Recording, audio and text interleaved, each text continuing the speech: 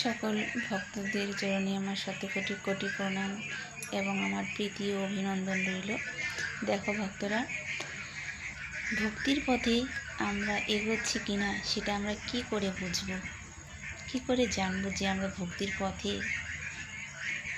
এগোচ্ছি কিনা, সেটা কীভাবে বুঝবো?